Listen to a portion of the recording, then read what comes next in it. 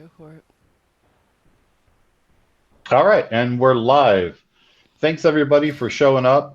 Tonight is going to be a very interesting show. I have the YouTuber Juan Galt here, and at the outset, I have to apologize because I spelled your name wrong in the thumbnail. I guess it's been Did I? we've got a ad playing.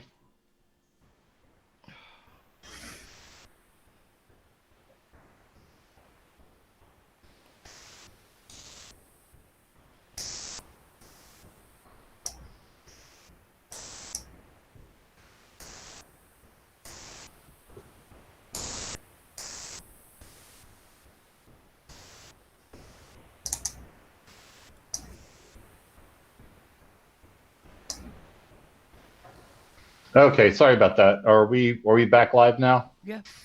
Mm-hmm. Yeah, just an ad popped up just out of nowhere.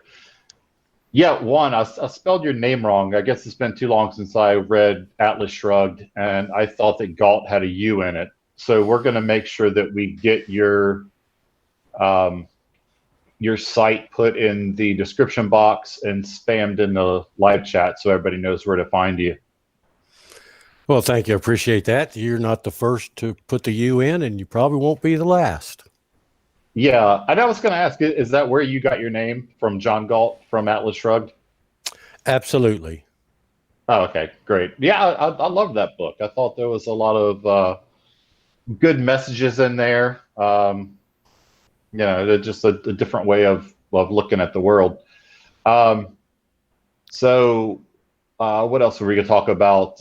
I started up a Teespring, and a Marvel Girl is going to be nice enough to put the link to that in the chat. We got some T-shirts and some coffee mugs and all kinds of little things if anybody would like to partake in any of that. But the reason that we're here tonight is Juan is something of a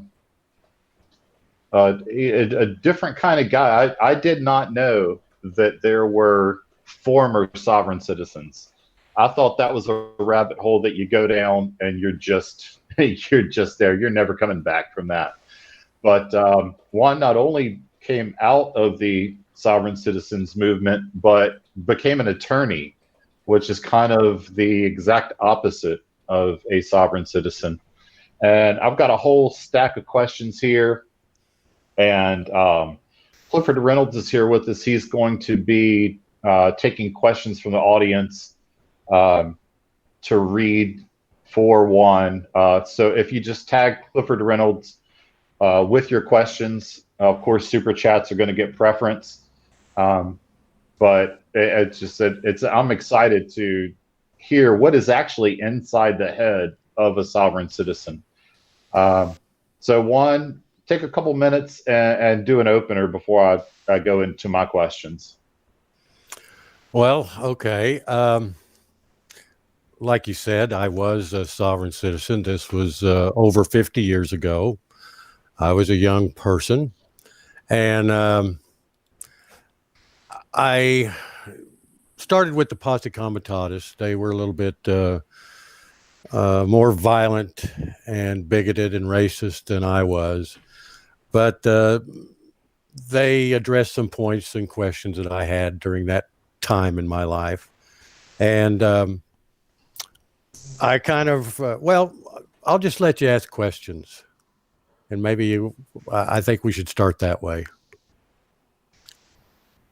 Okay, well, you just touched on one thing that I didn't even have written down. I just wrote it down about because I knew that the sovereign citizen movement started from a place of sort of bigotry, which is a curiosity because of the Moors who espouse pretty much everything that sovereign citizens say, but the Moors are typically African Americans. So, do you know how that schism happened? The Moors? Yes, the people they call themselves Bay or L or something like that. They say pretty much everything that the sovereign citizens do, but they're just black folk. Yeah, I think that has a psychological component to it, quite frankly. And I'm not a psychologist, but I've dealt with people in my career, and being able to kind of judge them or figure them out. And I think for the Moors, it has to do with being in the U.S. The African Americans have always been considered, or were at one time, of course, considered second-class citizens or no citizens whatsoever. And I think with there are certain people, whatever their race you are, they don't really accomplish much in life as far as what they would really want out of life, whether it's materialistic or respected. And I think the more issue is more trying to say, I'm not a second class citizen. In fact, I am royalty. In fact, we even preceded the Europeans in America, and we conquered things and we built empires. And I think that is what plays into the psychology of what attracts African Americans to the Moorish thing. I think that assessment is pretty much dead on. And I talked to a couple people. I've got a small group of YouTubers, friends of mine who are lawyers. One of them is in the chat. I think Natalie Lawyer Chick is in the chat. If she still is here, and we were talking about this, like, how does someone go from being a sovereign citizen to being a lawyer? And the consensus was that this was probably something you were a younger guy, maybe in college, where all kinds of craziness happens in college. So can you tell us, like, what did somebody approach you? How did you fall into the sovereign citizen thing? Was it just a youthful angst that drove you to it, or what happened there? Sure. I probably got into it as a culmination of my fundamental beliefs at that point in time in my life. Being born in 1949 and raised during the 50s and 60s, there were certain things that I observed. I was always very skeptical of government. Love my country, very skeptical of government. And one of the first things I remember was the Little Rock Nine of the high school kids that wanted to go to high school. They were trying to integrate in Little Rock. And I looked at that and I wondered, now, why can the government, and of course it was state government, keep people out of going to school in high school? So I would, that kind of started it. And then years later, in 1964, I started wondering, why was the government taking silver out of the coins? Because they were going to just make what I had grown up with silver. They were going to take that out and put in copper and coat it with nickel. And that kind of, I wonder now, why would a government do that? What's that all about? So I went to college, started college in the fall of '67. Very turbulent times, what with the Vietnam War. I was against the Vietnam War. I was against that type of government drafting people against their will, putting them overseas, fighting somewhere in a jungle. I had problems with that. Of course, there was, like I said, there was a lot of groups that came out, a lot of protests, a lot of violence. You had the hippies, the yippies, the Weather Underground, the SDS. You had all these things. And so with that in mind, and like I say, being anti-government as opposed to loving my country, and not totally anti-government, but a government overreach. I guess I met somebody on campus, and he was talking about this group, and some of their ideas, made sense to me as far as individual liberty, the sovereignty of the individual as it's supposed to be in the United States, and such as that. So I explored that, and probably it was the early in 1970 when the Kent State massacre happened, when college students were shot down, and that had a big impact on me also. So it's not so much that I fell into a rabbit hole, because the rabbit hole hadn't been dug yet. This was just very early things going on. And through that, I developed a lot of questions about, and one of them involved licensing, for instance. One other thing I wondered was, why are there marriage licenses? I mean, people used to get married all the time on wagon trains and things like that. And there was no state, but they got married. And my grandmother had a big Bible where they put the marriages and births and things like that into it. So all this kind of was in the background of my thinking, if you will, and some of the questions that I started having. Now, I don't know how deep you want me to go now. Maybe I might step on some of your questions, but that's kind of a thumbnail of where I got into the sovereign movement. No, that's great. That's exactly, you sound like you came up right around the time my dad, you must be right around his age, probably what, 70, 71, 72, if you don't mind me asking. Just turned 72. Okay, yeah, my dad was born in 49, so yeah, you guys are right around the same time, because I remember hearing the stories about Kent State and Vietnam. I was born in 75, so right, the year that the Vietnam ended. But one thing that I hear modern sovereign citizens always say is they portray it as that we, I'm just going to say we as normal people, dubbed them sovereign citizens. And that's absolutely not true. And I think you can speak to that. Sovereign citizens, pretty much from the Posse Comitatus movement, dubbed themselves sovereign citizens. This isn't some sort of epithet that we put on them. Isn't that right? You're absolutely correct. And nobody ever asked, well, why did you use that? Where did that come from? What was your rationale? And I'm going to tell you. In the Posse Comitatus, or that thing, like I said, was individualism. This is what this country was based on, was individualism, and that the individual, the people, if you will, were sovereigns. And seeing how we inhabited this country as part of that sovereign people, we called ourselves sovereign citizens, and that's where it came from, and that was the rationale. Right. I'm glad we cleared that up, because I keep hearing sovereign citizens say, y'all stop calling us that, because it's an oxymoron. It's like, hey, we didn't make that up. My next question, and we spoke earlier about the Moors, and they have their founder, Noble Drew Ali.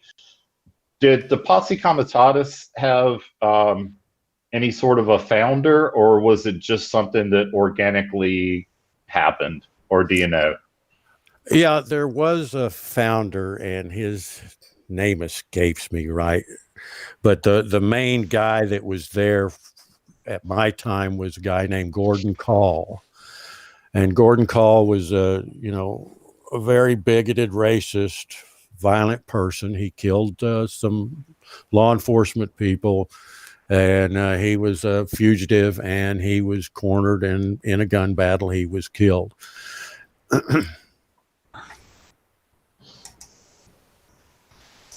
Okay, yeah, I was just wondering, because I never hear the Moors always talk about Noble Drew Ali, but I never hear any of the people who espouse sovereign citizen views speak of any sort of a founder.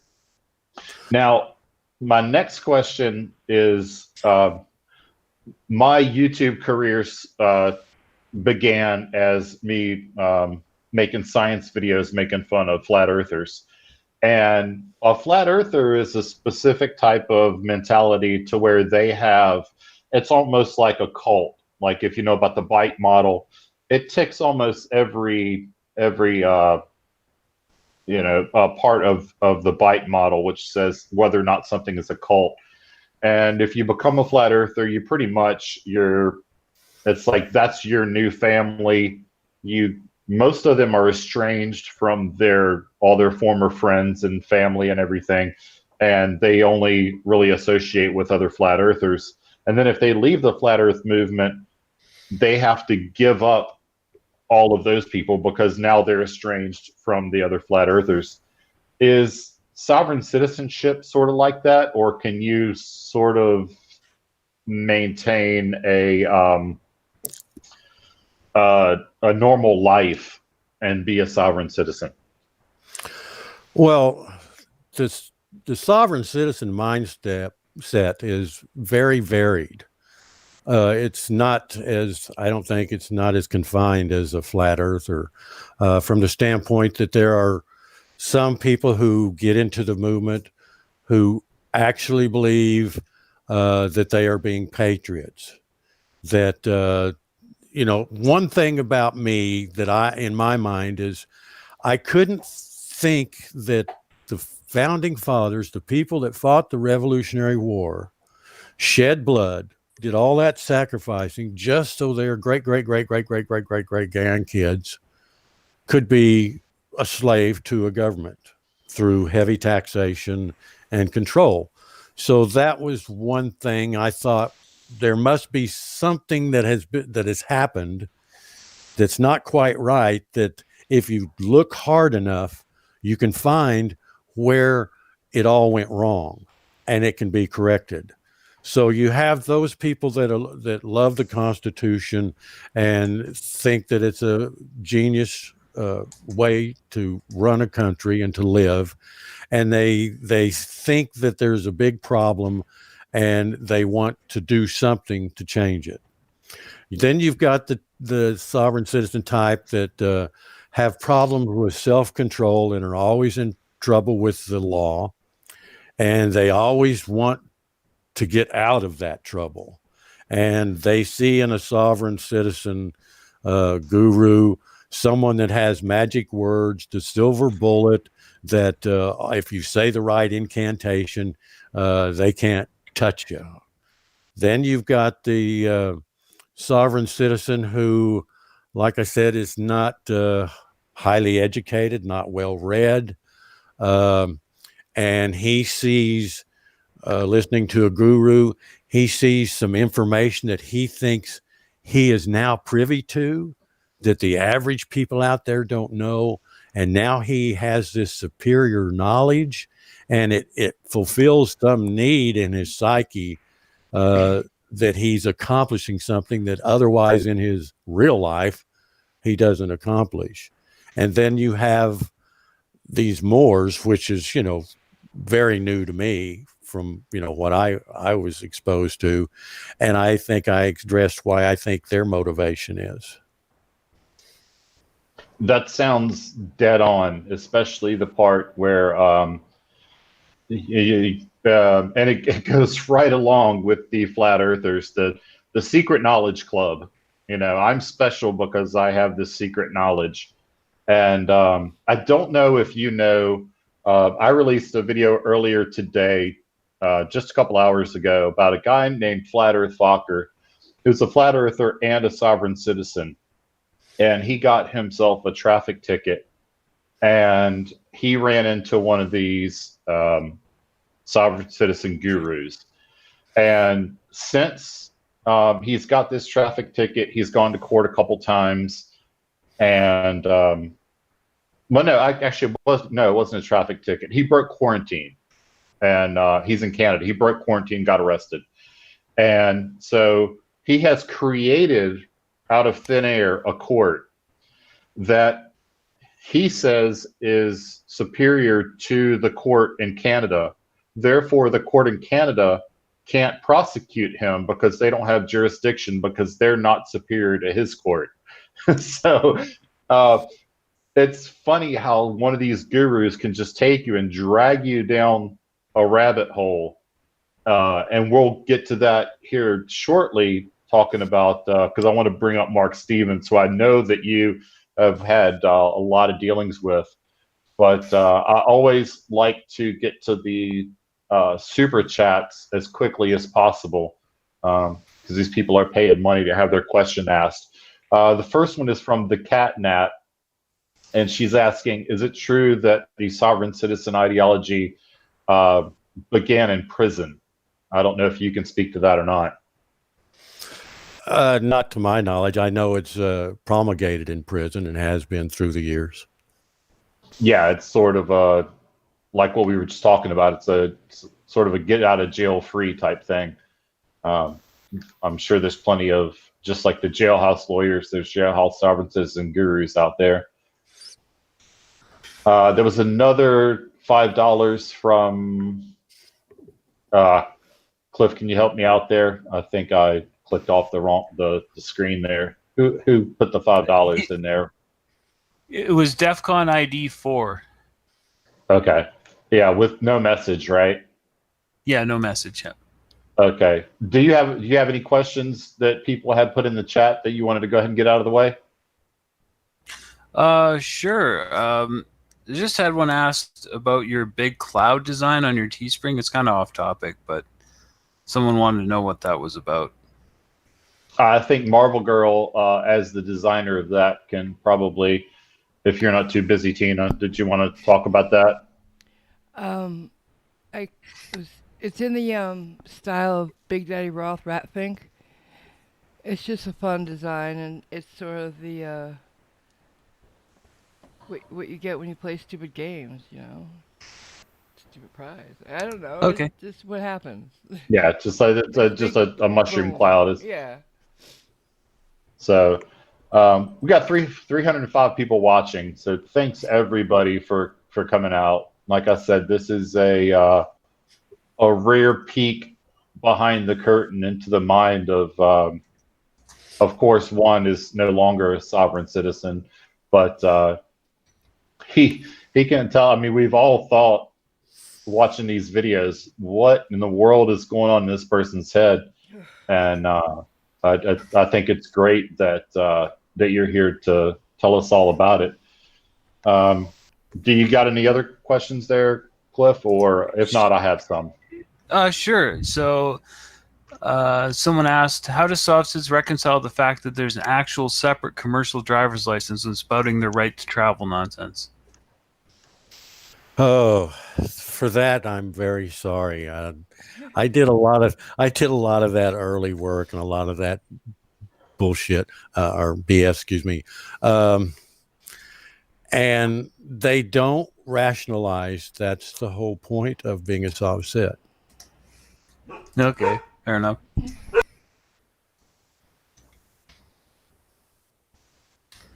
Did you want me to ask another one? Sure. Go ahead. Yeah, let's get through a few of those before so I don't start running short on mine. Sure. How does one fall into becoming a SovCit? Someone asked. Utility Productions LLC asked. Well, I think we somewhat covered that, and it's kind of an individual thing almost.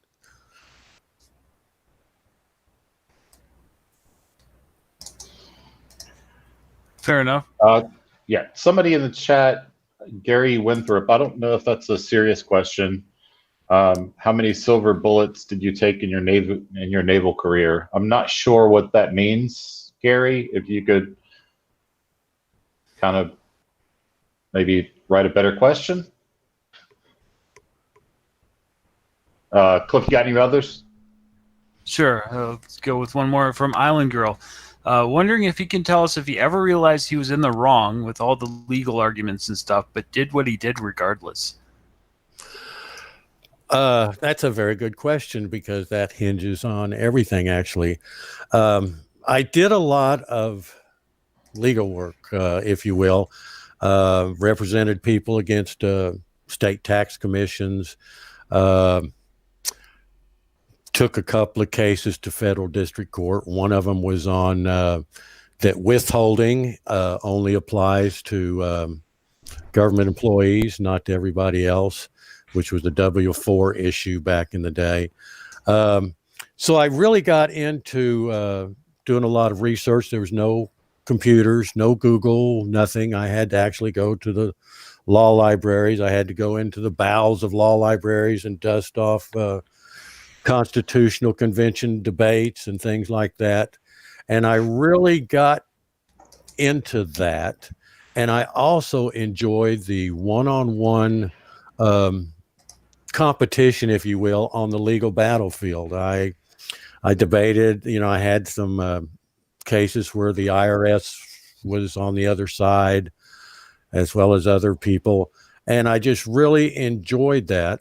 And I had met an old friend who had gone to law school. And I started talking to him one day because here I was, I knew all this secret stuff and I was really going to trip him up because, he knew he didn't know that I knew all this secret stuff. And he just, without calling me a fool, he just took everything that I thought I knew and systematically debunked it. And it was at that point that I left the sovereign citizen movement. I quit being, because I was kind of a leader of a good-sized association. Told them that I was leaving, that what I had discovered had changed my whole outlook on things. And that I was going to go to law school because first of all, I knew lawyers could keep government in check from overreach. And I knew there was a lot of people out there who would be harmed by, big corporations or bigger people that did not have the wherewithal to pursue justice. So that was the turning point in my life of where I left the sovereign citizen movement and started law school. That's amazing because that sounds a lot like something that happened not too long ago. There's a YouTuber called Conspiracy Cats who's a science teacher, and he talked to a flat earther and basically did the exact same thing, just dismantled every single flat earth argument that this person had and brought them out of that, that way of thinking, to the point where now this person is sort of a science advocate. And which brings me to another super chat for $5 from Mary M. And it's exactly what we just answered this question. Is it possible to deprogram a SovCit? And if so, how? I think we just answered that question, unless you just want to say a few more words about it. Well, I think there is. I think that was really the whole reason why I started my YouTube channel or got into this. I had no idea any of this BS had survived 40 years until I got on the internet 10 years ago or so and watching YouTube videos. Some things popped up and I started watching them and I thought, oh my God, this stuff is still around. And I guess I kind of started feeling guilty that I had a hand in disseminating some of that stuff and creating some of it actually so many years ago. So I thought, I guess maybe being an old guy and looking, for atonement for past sins, if you will, I thought I've got to do something. And that's why I started debunking as I did. So it's not so much that, early on, you don't really are in a sovereign citizen mindset from the standpoint that you haven't been indoctrinated because you're creating it as you go along, see? And it's just the fact that I guess the 40 years since it's happened since I was involved in it. And with the internet, it's just spread and splintered and gotten all kinds of different new twists to it and such as that. I did understand that there was a big push in the 90s that where it kind of, I guess, gained some steam. And with the Clive Bundy or the Bundy's things that happened. Oh yeah, the Bundys. Yeah, I think that did a lot of it, but I think the internet has really disseminated it. So yes, you can get people out of the mindset if you can address their points to their satisfaction, and sometimes you have to break it down to about the 7th grade level. Right. Yeah, the internet is great for it's definitely a double-edged sword. And you can't really reason somebody out of an emotional argument. So, as I have always said, and so many others have said, watching YouTube videos is not research, people. It's just not. I got a $10 super chat from, who was that? Let me scroll back up. Pedro Whack-A-Mole says, I do not consent. I think we all know what you mean. What else do you got, Cliff? You got any other ones? I've seen a few pop up. Oh, I got lots. So Harley Quinn asks, were you a freeman on the land type of sovereign citizen? Well, here you're talking about another term that somebody came up with, like sovereign citizen. So I would have to say no, because that's a relatively new term, if you will. Okay, fair enough. Robert Castle asks, why drive with no license? Well, it was the whole concept behind it was that licensing means you're given permission to do something that otherwise would be illegal. Well, why would it be illegal for me to be able to go to the store or go to work? I pay for the roads through my gas tax, through my property tax. So what is all this? And it must be something nefarious if they're trying to turn a right into a privilege. Cool. Yeah, I mean, I got lots of questions. Don't know how many you want to ask right now. Yeah, do one more, and then I've got a new avenue to go down after that. Okay, so Clarion15090 asks, do SC's sovereign citizens believe they can fly a plane without any kind of license on the theory that they're traveling? Probably if they had their own airplane, I would probably think so, but I don't think any of them ever make enough money to buy one. Fair enough. Yeah, that's sort of leads me into the next thing is unemployed people. And speaking of unemployed people, are you aware of, and what are your thoughts on First Amendment auditors? I don't have a good thought about them. It seems like at the beginning, maybe, and I wasn't for at the beginning of that movement, if you will, that there was probably some value in it. I don't have a problem with. I think that cop watching was the first thing I knew about it, and that was people that were just filming the cops, not getting involved, standing far enough away, not making a big deal, and I'm okay with that. I think that's a good thing. I think the auditor thing and the cop watch things have gotten into a circus to where they think they are now heroes, and that they can get clicks and they can get more than their 15 minutes of fame. And here again, I think it fills a void in their life. Yeah, that's exactly where I'm at on that. That's even more than the sovereign citizens. I do a lot of First Amendment auditor stuff, and they say that they're journalists, but I think anybody who's ever gone to journalism school learns on the first day that the story is not you. Don't become part of the story.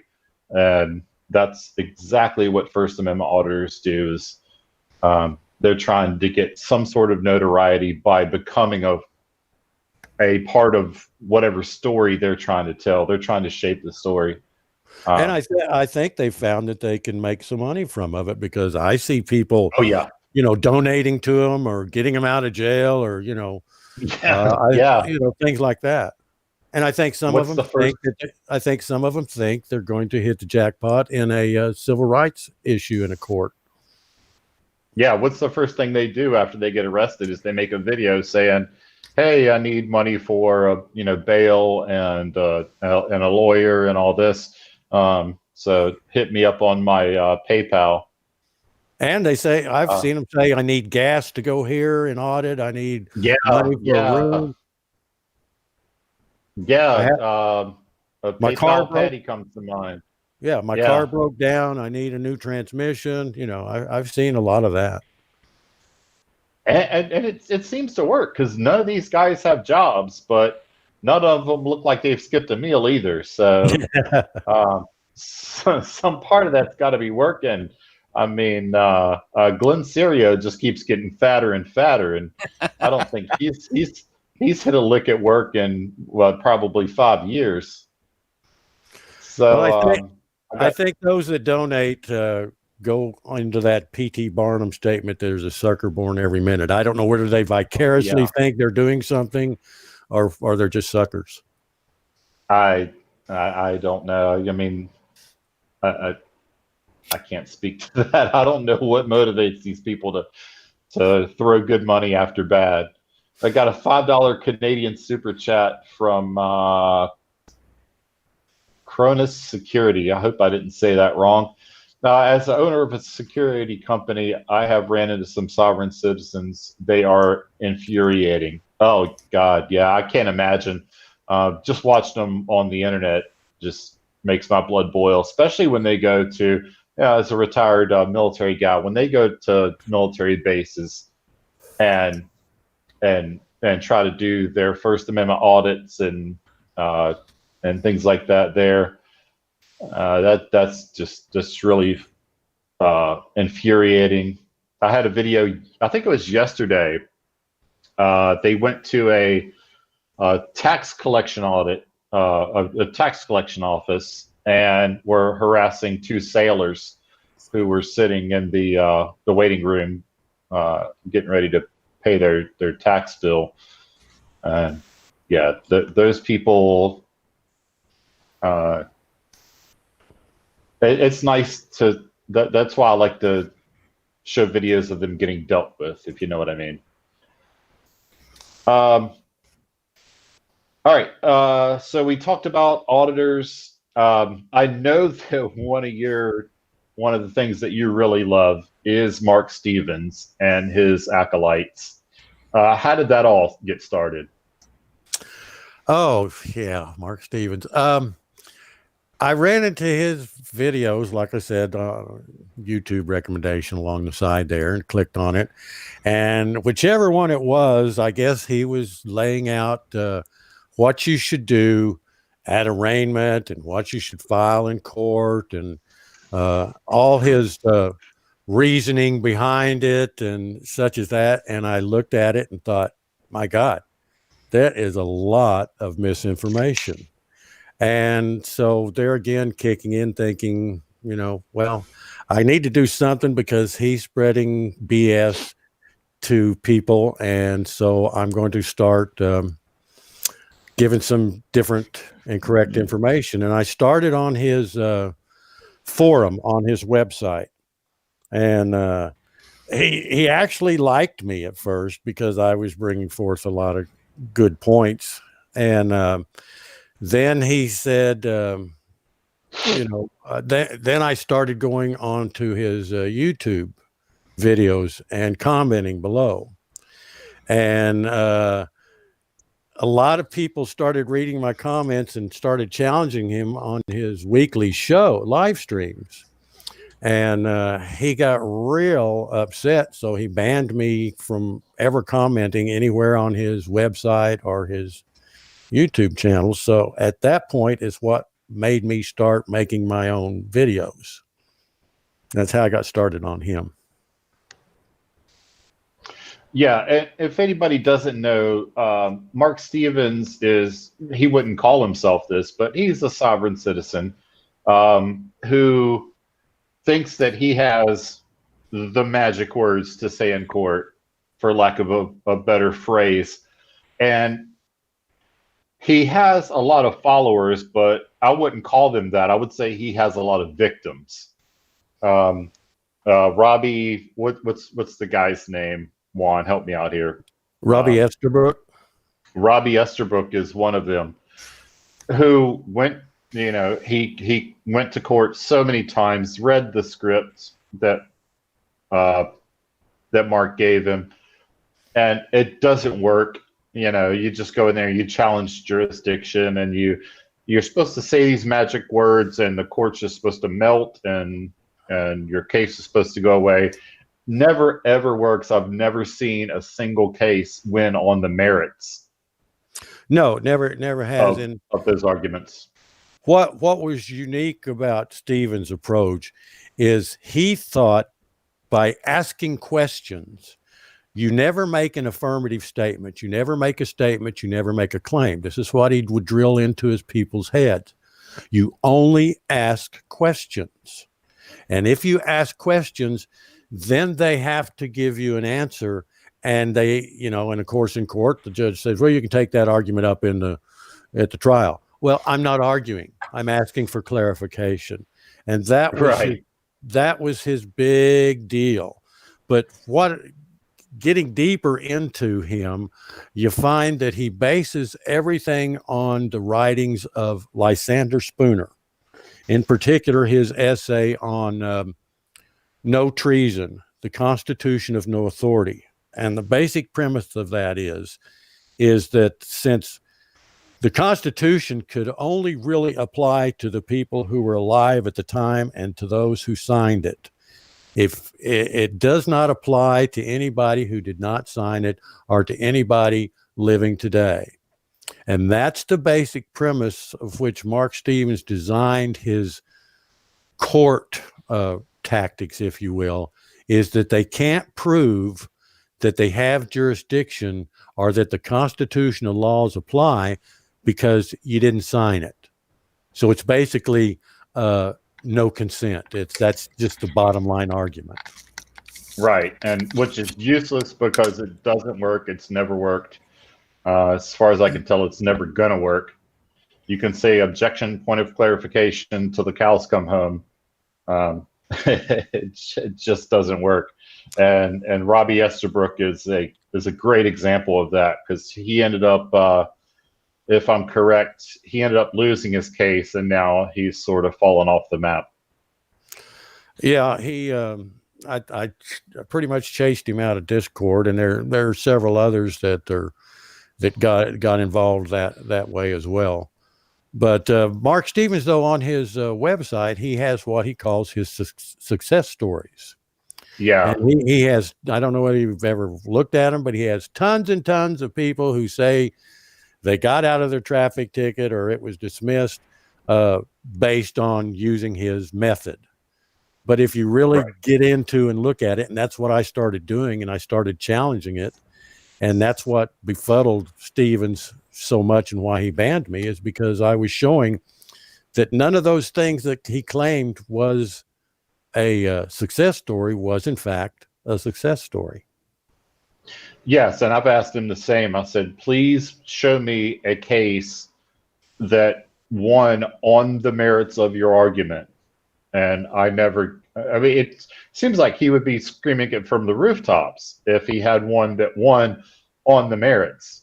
But you can get a case. I've seen plenty of YouTube videos of sovereign citizens on the side of the road where the cop is, probably at the end of a shift or whatever. And he says, you know what, just have a good day. And they drive away and they're like, look, it works. No, it's not. And the same thing happens in the courts where something happened. There's a technicality, something went wrong. So it gets dismissed. That does not mean that you won on the merits, it means that something else went wrong, and therefore your case is dismissed. Oh, yeah. Many times the cop doesn't show up, so there's no witness. Many times, and especially in small towns and even in big towns, the DA is swamped with real crimes and real problems and a heavy caseload. Judge may have a heavy caseload, and they just look at it like, okay, let's don't even prosecute it. Let's just dismiss it. That happens a lot. And of course, Mark Stevens would then say, see, they couldn't answer the questions, so they dumped it. You know, it's Right. a wonderful thing, because if he lost, all he would have to say was, they're criminals. See, I told you it was a rigged system. Yeah. So it's win-win for him. Absolutely.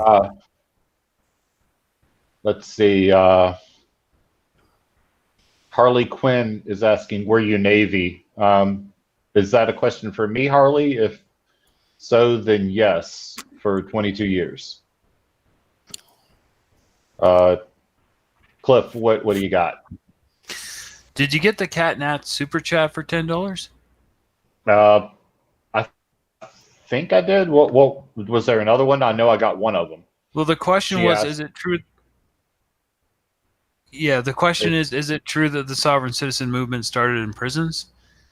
Yes, we addressed that one. Okay, good. So Agornath 1 asks, why do sovereigns always refer to the United States as a corporation? That's a good one. That's part of their cherry picking. They take, I think it's Title 28, 3302 or something like that, where in that particular code, they're talking about the United States when they're in a place of collecting a debt or something like that. They are in the form of a corporation of debt collection. So they cherry pick that one little subsection, and they quote it, say, see, it's a corporation. But it says for the, you know, if you read the statute, it says for the purposes of this, for this scenario, this situation, the United States is a corporation. Cool. JG asks, as a lawyer now, do you work with SCs in any way? No, never did. My two things I did was I was heavy into medical malpractice and constitutional law. Reining in government overreach. I did some very famous. I worked on some very famous cases. Okay, cool. Let's go with one more here. Chippy Monks asks, how long did it take Juan to become a lawyer, and is he a defense lawyer? I was plaintiff's attorney, and took me a little under 3 years. I took one summer school and got out a little early. Cool. Okay. Chance Airwood asks, is there any books or documents that Sovsits are quoting from? Yeah, pretty much their own that some guru has put together. I had stuff like that I put together. We had cassette tapes, way back then when they were around, and papers and books that we sold. So they have their own that are, formulated by some other Sov citizen, or they cherry pick court cases, usually out of the dicta or the statute, like we just discussed at Title 28. Yeah, Black's Law Dictionary. They love to cherry pick out of that. Oh, Black's Law, Corpus Juris Secundum. Yeah. I'd love to tell them that Black's Law Dictionary is a dictionary. That's not a book of law. That's a book of definitions. Yeah, I haven't. Mine is still in pristine condition. I never used it as an attorney. Yeah, I talked to an attorney. I bought a piece of land recently, and she had a Black's Law dictionary in her office, and I asked her about it, and she said, "Yeah, it's sort of an inside joke amongst lawyers that it's that nobody really takes it seriously." Well, it's really used for first year law students to get a handle on the Latin phrases and things like that. Yeah, right. And it's sort of like when, and I hate to keep going back to this, but there's so many parallels when when flat earthers will take out a middle school science book and show you where, look, this says this, and it's like, well, it's written for a 12-year-old, of course, we don't go by this. This is for somebody with a childlike understanding of what we're talking about. I saw a good question in the chat. I'm trying to find it again. Was it the one about the Capitol riot? Yes, good call.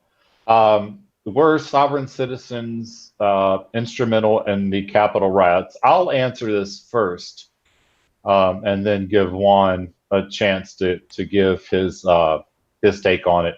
No, I don't think that was sovereign citizens. I think that's more of the people from the First Amendment auditor bent. Actually, several First Amendment auditors on YouTube were there, and some of them were even arrested in the Capitol riots. And you heard all the tropes that our money pays for this. This is this Capitol is ours. This is our property, and therefore they think that they can just go in there and occupy it. But I'll give you a chance, Juan, to give your take on it. Well, I don't think what really happened has really been reported yet. So, but I don't think it was a sovereign citizen move. It was a pure political move. Could have been done for many different reasons. I think there are some people that were there that were just kind of looky-loos and got caught up in the moment. But I think there's, to some degree, maybe I'm being a little conspiracy theorist here, but I think there was some nefarious political reasons it was done also. Yeah, I don't disagree with that. I think a whole lot of some of the TV preachers were cheering it on, and even some politicians were cheering it on. And I think there was even a few politicians who were arrested. I know there was a West Virginia state senator who was arrested during the riot and occupation. They just arrested 2 off-duty Virginia cops, actually. Oh wow! Okay, so yeah, there's plenty of blame to go around. I don't know if we can put this on sovereign citizens. I'm looking through. Did you see any other questions in there? Oh, there's lots of questions. Okay, yeah. Let's go through them. And actually, if Artie or OPT lawyer or Natalie, if you're still around and you want to pop in and have a chat, then we can bring you in if Juan doesn't have any issues with that. Everyone's welcome. I have a question. Go ahead. Did you hate cops when you were a Saucet? No. Okay, that's it, really. They seem to hate cops. That's what I was wondering. Well, those that have self-control issues do, yes. Yeah, that seems to be a thing with the OPT lawyer is in the chat. Do you want a link? I can shoot you a link over there, OPT.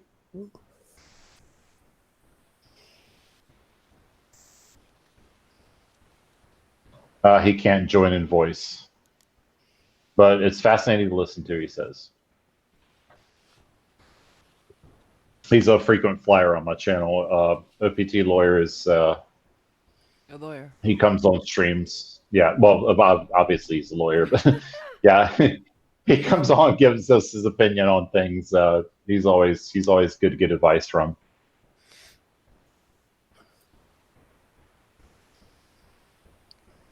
All right, more questions. All right. So, Michael Short asks, at what point did a movement about freedom start whoring itself out and terrorizing people for attention and views?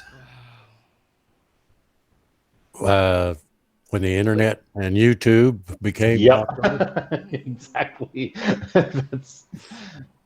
Yeah, I don't think without YouTube that anybody would know. Nobody knew who sovereign citizens were before YouTube.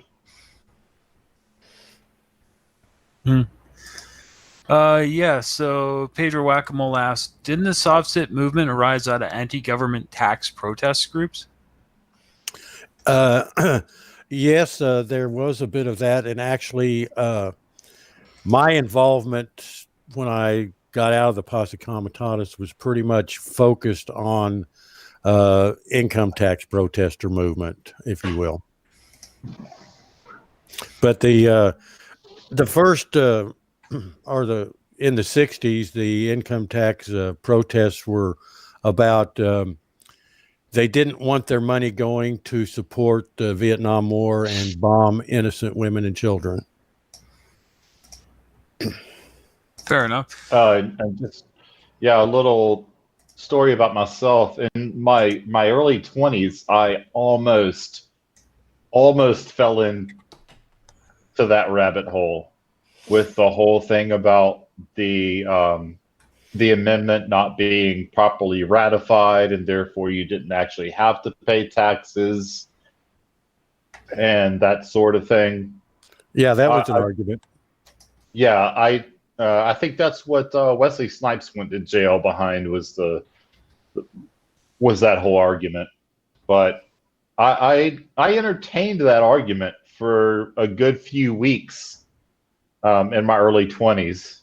Not that I was going to stop paying taxes because I was in the military. I didn't really have a choice, but I thought it was a good argument for a very short period of time. Well, there's some real interesting evidence that actually supports that argument, but it was all that was hashed out, I think back in the 30s. Okay. Right. Yeah. Yeah. Go ahead, Cliff. Okay. So KF Welsh asks, Juan Galt, are you aware of any sovereign citizens winning in court? Good question.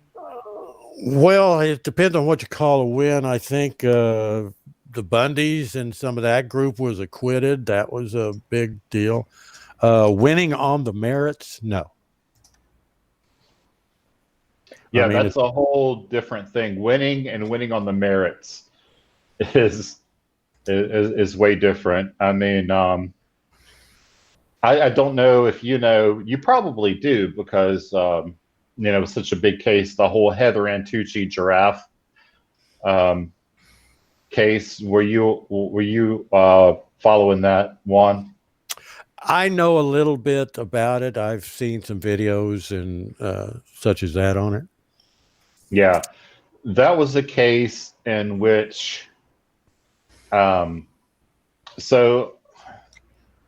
it's almost too much to explain all at once, but there's a conspiracy theory amongst sovereign citizens that, and maybe you can explain some of this to us, about your birth certificate is monetized and it's worth all of this money and you can tap into this money. And she convinced, this is a lady who was an attorney and then turned in her law license and stopped being an attorney. But she convinced a bunch of sycophants to start drawing money from the Treasury out of their personal account that was tied to their Social Security number. And she had this one guy, this poor simpleton named Randall K. Bean who took a bunch of money out of the Treasury using a loophole in his USAA bank account. He drew out a ton of money from the Treasury. He bought an RV, a truck. He paid off all of his debts. He did all this stuff. And then the FBI came and arrested him for it. And there was... Oh, go ahead. You can probably tell us better than I can. Well, actually, I was just going to ask you, isn't that what they call the redemption approach type thing, where you can redeem all this hidden bank account? Yeah. What he did was at USAA Bank, you can. Well, I think they fixed this now, but he bought a bunch of savings bonds. And then he redeemed them the next day. And the way that, and my bank does this too, I have Navy Federal Credit Union, they'll credit the account that money even before it clears the clearinghouse. So the money wasn't there, but the bank had credited it to his account. So he withdrew that money the next day, and then he went and bought all this stuff with it. And in his mind, because of what she had told him, that money was from the Treasury, from his secret account that nobody knew about. And so then the FBI came and arrested him as he was driving off of the lot in his brand new recreational vehicle. And they arrested her because she's the one that gave him all this legal advice. And now both of them are in jail for quite extended periods of time. And they did all of the sovereign citizen arguments in jail or in court. And it was quite a long trial. And they had tons of sycophants in the courtroom that were doing videos every day saying how they were just crushing it, how they were destroying the prosecution. And of course they were both found guilty, and now they're in prison. Yeah, I think that birth certificate stuff and secret accounts and all that, pretty damn creative con.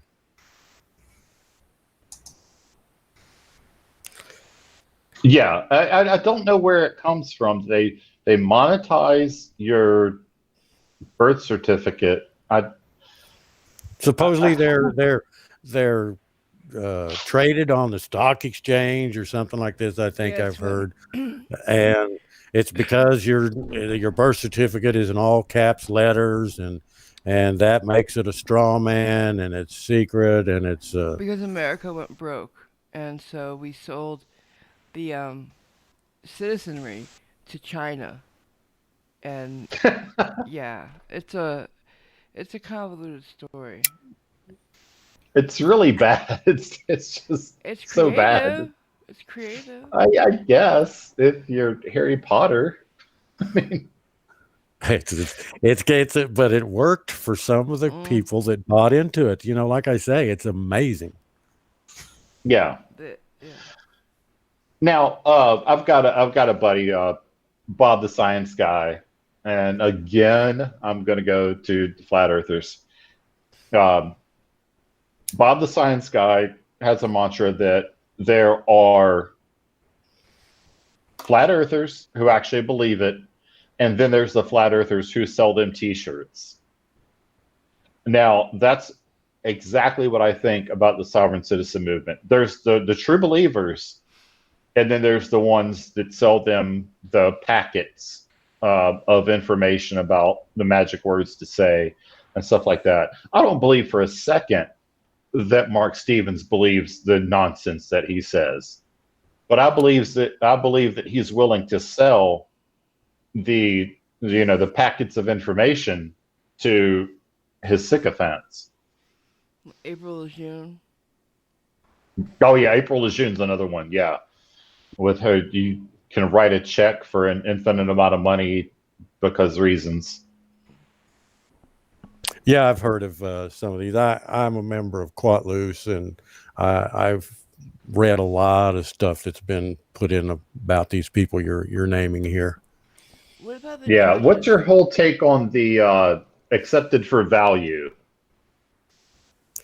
Well, I mean, it's based on the same BS that, for some reason that you can pay for something with a promissory note of some sort, and you can create your own promissory note. I think that has something to do with it. I'm not real deep into it. When I would view some of this stuff, I would just, I'd laugh so hard that I couldn't concentrate.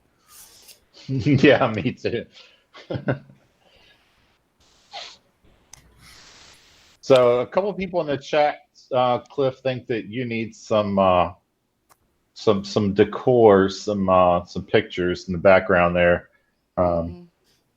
I Yeah. think they wanted to take up some donations for you to get a poster or something. Yeah, you had one super chat said Clifford's room decor is legit depressing. Someone buy this man some framed pictures or something. $5 Yeah. for laptops. Yeah. We're gonna have to do that. Yeah, somebody just sent me $5 to ask if that's a rabbit on your bed. No, it's a bag. It's a grocery bag. No, I'm keeping the $5 though, just so you know. Yeah, go ahead. Yeah. I'll start a GoFundMe or something. Here's a good question, because I dealt with this in a big way. Do any of you have an opinion on Otto the Terror, the guy leading?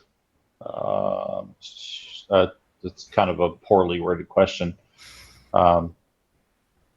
Anyway, there's a guy called Otto the Watchdog, who is a First Amendment auditor who led a campaign of terror of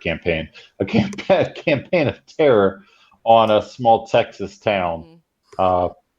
It started out with him holding a sign up on the corner that just said "fuck the cops."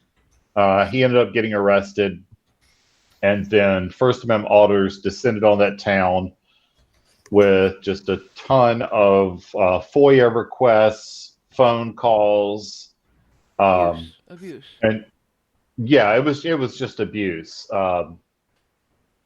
That's a little different than what First Amendment auditors are a little bit different than sovereign citizens in that way. Sovereign citizens kind of keep to themselves until they're engaged by the police. First Amendment auditors are sort of in your face, but yeah, I think Otto is not long. It's not going to be long before he's in prison, along with Eric Brandt and the rest of those guys. So, yeah, I don't know if you have any thoughts on that one. Well, I think they're attention whores, and like I say, it fulfills some emptiness in their personal life, and they actually use the Constitution to because they know nothing's really going to happen to them. They're really in a safe space by using the Constitution, even though they abuse and what it really means to have free speech.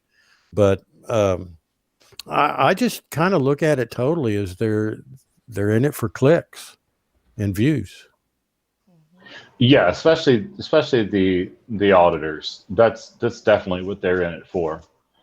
For $5 from Caucasian Sensation, is there one central source for all this sovereign citizen nonsense, or is it just all secondhand information like I heard it from someone else and so on?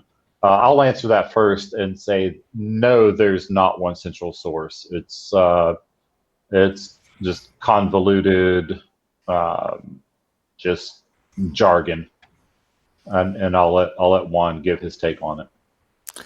Yeah, no, there's no consensus among them either. I really, on Discord sometimes, I really enjoy watching one sovereign citizen tell another sovereign citizen how his sovereign citizenry is bullshit, but mine is real. You know, they're both pseudo lawyers arguing their pseudo law. It's so funny. Yeah. I've seen that. Cliff, what do you got? I know you probably got a stack of them with your All sad right. room, your sad bedroom. Yeah,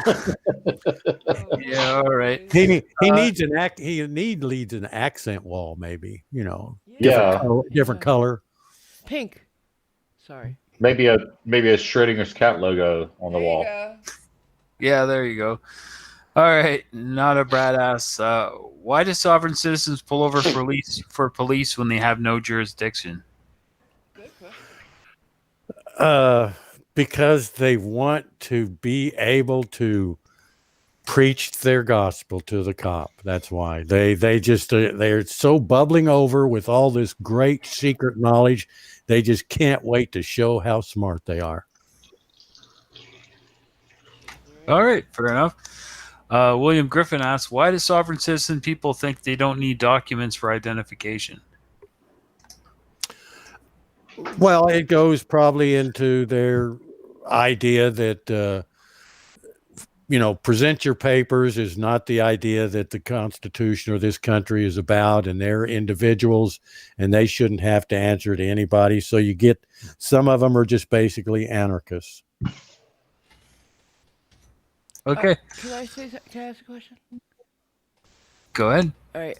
It kind of goes to that. Aren't some of them just like trying to leech? They're trying to get by without paying their fair share. That's probably a part of it, because many of them don't have a fair share to give. Like I said, you look at most of them overall, and they're not real successful in the competition of life. I hear that. So $10 super chat from Timothy Harrison. I think your question's way too vague. As a constitutional attorney, should the rights of one override the rights of another? That's way too vague. I don't think any of us could properly answer that without context. I get what he's saying.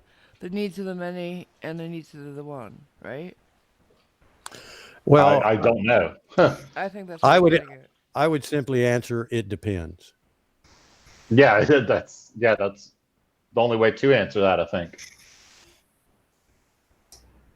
I mean, I always say that my right to swing my fist ends at the tip of your nose. Right on. Very true.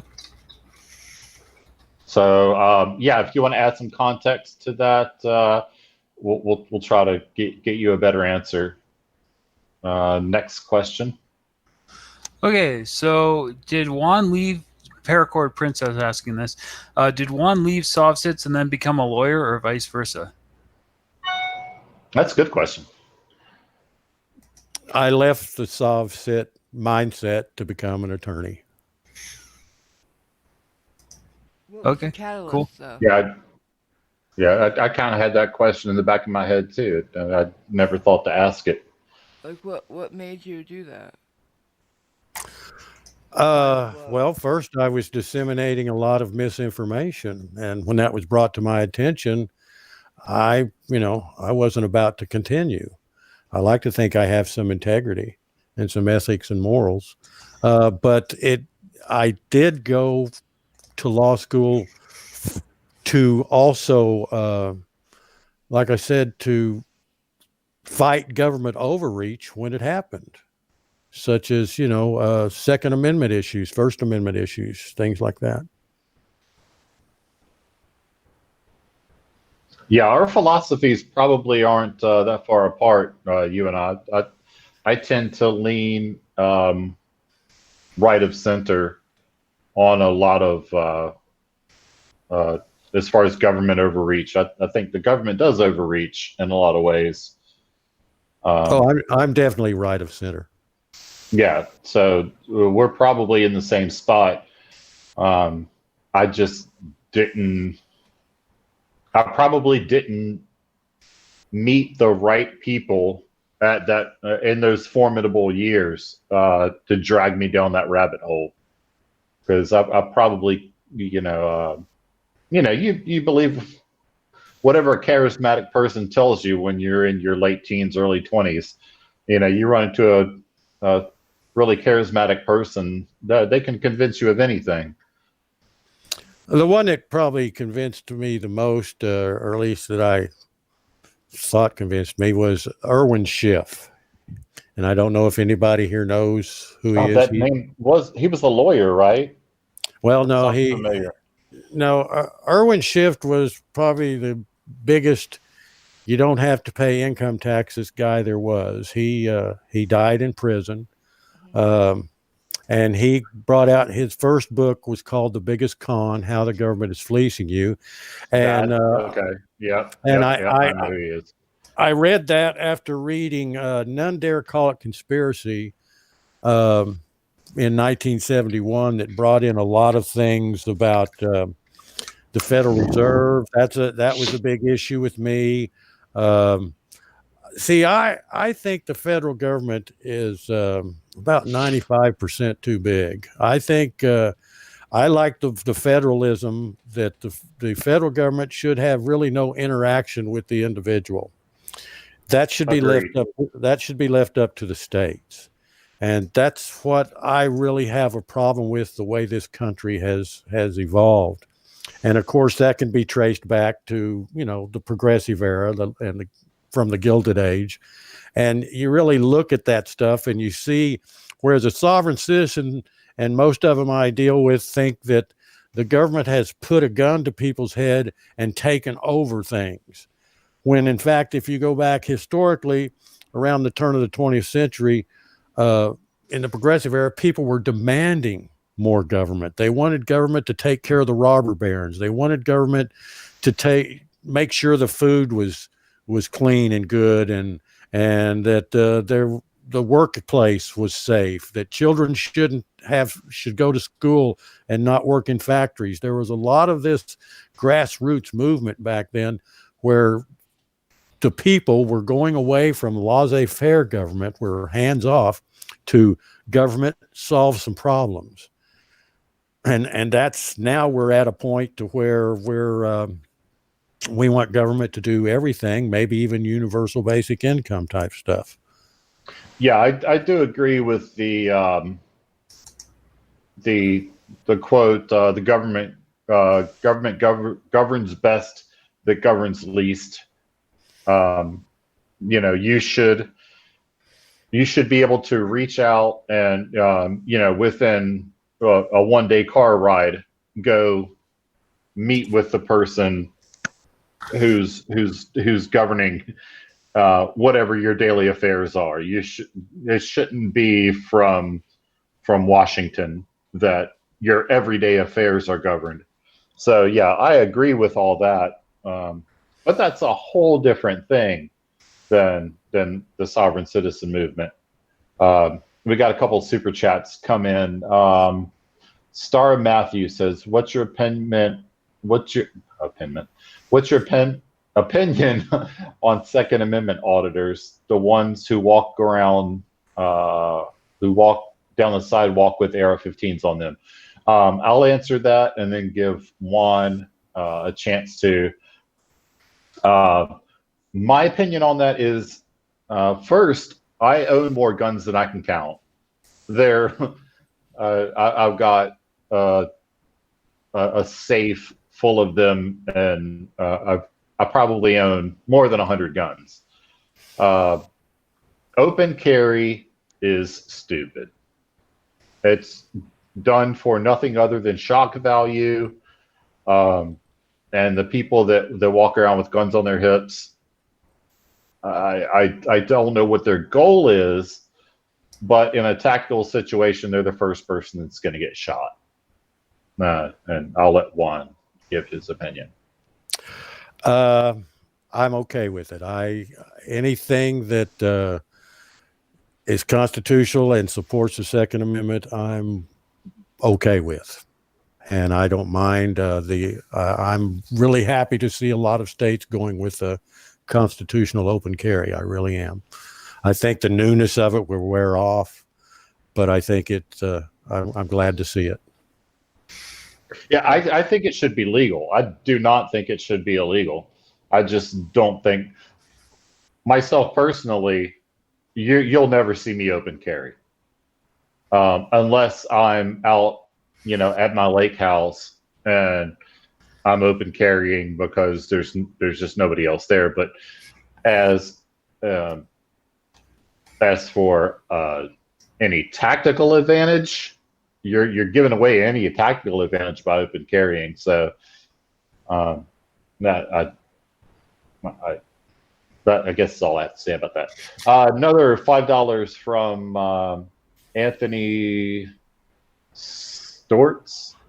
Do y'all think we will see a spike in the soft movement considering the current progressive movement? I think we're seeing a spike in First Amendment auditing. I don't know about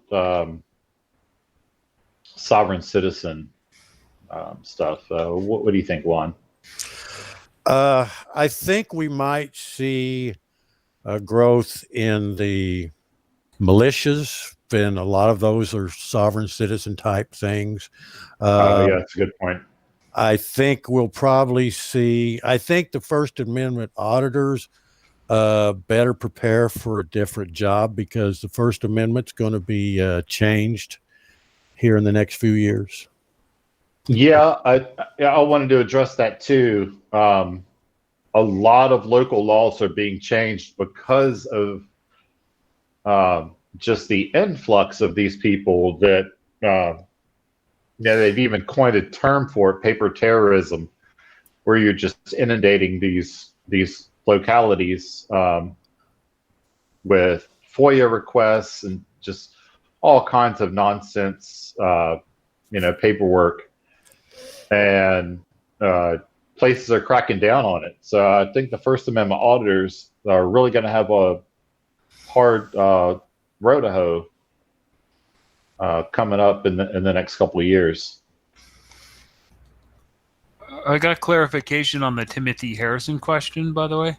Okay. He said, as a constitutional attorney, should the rights of one override the rights of another? And he said, for example, if someone doesn't want to be filmed and someone's filming them. Well, yeah, that I think courtesy should come into play, but I don't know if you can say if you're in the public, you don't have a real expectation of privacy. I think that's pretty well been established by the courts. And I think that's just the way it's going to be from now on, since there's, everybody carries a camera with them via their phone. Yeah, agreed. I mean, if you're in public, you have to assume, I assume pretty much 24 hours a day that, unless I'm in my bedroom, in my house, or in my hotel room, that I'm being filmed, 24 hours a day. Now, with the First Amendment auditors who do it so aggressively, I think they should be shamed. And that's basically what my channel is all about, is you should be shamed if you're filming, especially children. They go to police stations, they're filming victims. I have one video of a First Amendment auditor at a battered women's shelter. So yeah, you have the right to do that. And I have the right to make a video and put it on my channel publicly shaming you for doing that. So yeah, you exert your right and I'll exert mine. And I think, like you said, there's going to be laws restricting, more areas from where you can film. Didn't Mexican Padilla set a precedent or they set a precedent because of him in Texas that you can't harass cops. Yeah, I do know that some legislation came out of that. God, he got arrested multiple times um, for.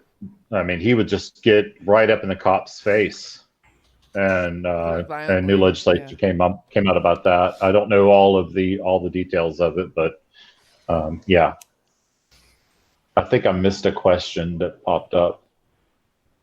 Oh, here we go. Um, Tim Castro for $2. That wasn't a question.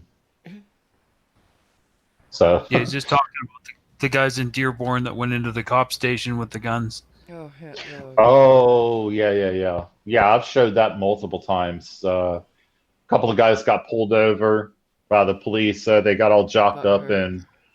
and and body armor and went to the police station, all strapped up with their rifles, and you can imagine what happened. But yeah, they're lucky they didn't get I mowed can't down. believe they weren't shot. All right. Do we have more questions or? Yeah. We got right. one here. If WW Goddess of Truth asks, if soft-sits don't believe in our currency, then how do they pay for important things like rent, food, doctors, etc.? Well, it's a matter of convenience for them. I mean, it's almost cognitive dissonance with them, Mm-hmm. Exactly that. Yeah, I don't know if you saw. There was one video. There's a Mark Stevens acolyte. He used to call himself ethical anarchism articulated. Joe Pierce. Joe Oh. Pierce. Yes. We're on the same page. And I think he might have been with Robbie. He was talking to a Harvard trained lawyer who was trying to help them out and explain what was going on in the court. And they had something like a 20-minute conversation on what is money, because he was trying to explain to them there could be a fine. And they were saying, well, what would we pay this with? What is money? And of course they know what money is. They pay rent, they buy food, but they were pretending as if they did not know what money is. I don't know if you have heard this recording. Oh, yeah, I have. Do you have any idea what they were trying to get at? Sure. They think they've got some tricky questions that will befuddle anybody. I mean, Robbie tried that in court with a judge. Yes, Same he did. thing.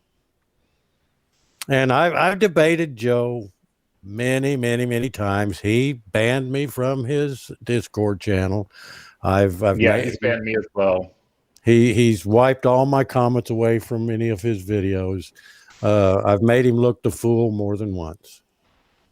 Yeah, he banned me because he consistently says that he was a military officer. And I questioned him about that because I was a military officer. And like, all right, explain to me what? Like, when were you a military officer? Are you lying? Is this stolen valor? What is this? And the only thing, his only response was to ban me, because I honestly do not think that he was ever a military officer. And until he proves to me otherwise, I don't believe him. Well, I have read some comments, and I can't remember where it was, that somebody did a background on him and couldn't find him anywhere ever have been in the military. It's Air Force, I think is what he claims. Yes. And not only Air Force, he claims he was an officer, which is a whole other thing. All I asked him to do was prove it. I mean, if somebody asked me to prove that I was a Navy officer, I could prove it all day long. But his response was to ban me and block me from commenting, which tells me pretty much everything I need to know.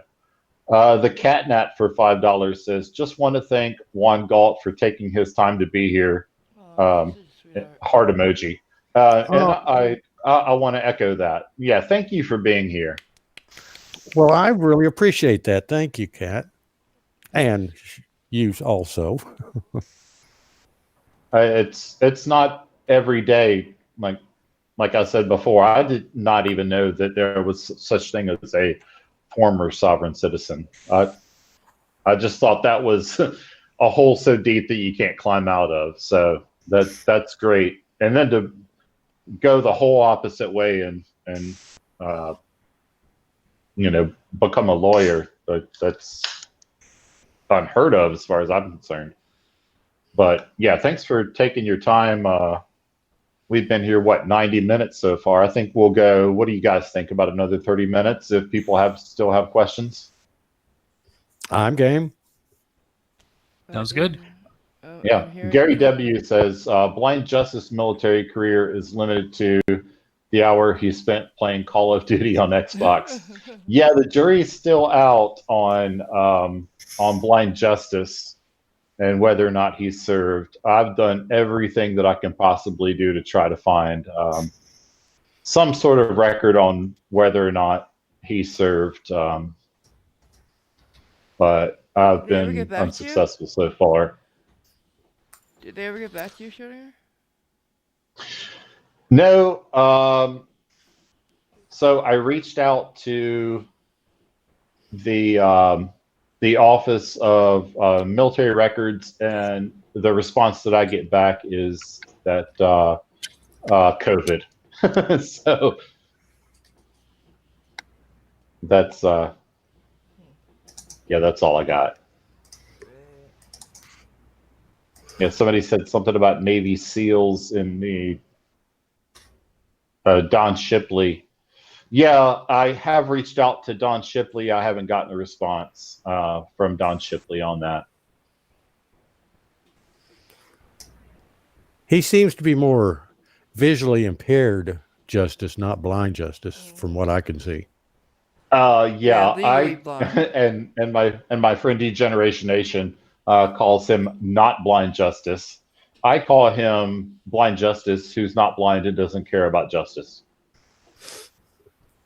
He can supposedly see colors and shapes, but yeah. Yeah, I'm not buying. I'm not buying any of it. And there's video evidence that he's not blind.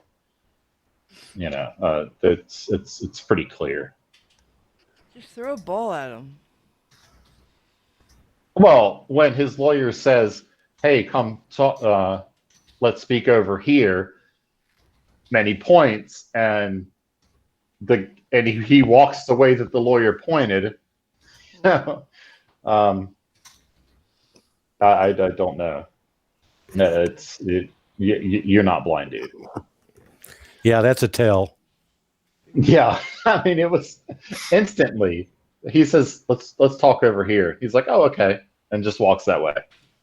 It's pretty obvious. All right, what other questions do we got? All right, so this is a weird one. Brandon J asks, a guy named Beware Mouse said he founded the movement. Is this true? I've heard of that guy, yeah, Beware Mouse. Okay. I think he's a First Amendment auditor, isn't he? Good question. Wow. Let me do a search real quick. I know that I know that name. I've heard the name. Yeah. I'm pretty sure he's one of the bigger First Amendment auditors. I don't know. I mean, he could not have founded the sovereign citizen movement because it started in the 40s or something. All right, Beware Mouse. Kind of like saying you're a Civil War vet or something like that. Right. All right. Channel. Oh, his channel's gone. Yeah, well, that pretty much says everything you need to know about that. If he started the movement, then he didn't end it because his channel's gone. But there used to be a YouTube channel called Beware Mouse, and he was a First Amendment auditor. All right, next question. All right, next question. Star Matthew says, why do they quote the Articles of Confederation when it hasn't been common law for so long?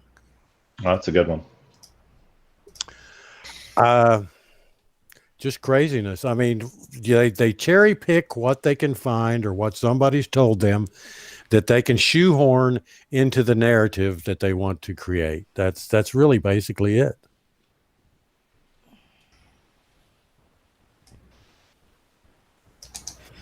Okay. Next question.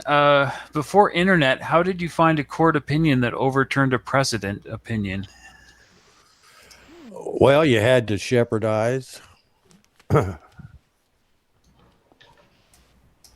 There's a whole, volumes of shepherdizing volumes in law libraries, and that's how I had to do legal research, was in law libraries. Okay. Yeah, it makes sense that you would go to a law library for something like that. TN Pier 4002 asks, what woke you up and got you away from this offset thing? A friend of mine that, like I said earlier, that had gone to law school, and we talked, and he debunked my knowledge. Okay. An anonymous in chat says, if sovereign citizens get mad when cops arrest them, what should they do? So if a sovereign citizen, what should he do? Go to court, I guess? Well, he should follow orders. I mean, everybody gets upset when they get arrested, I'm pretty sure. So they just conduct yourself and then make your case in court. It's what civil people do. Fair enough. Robbie Anderson said, what started your debates with Mark Stevens?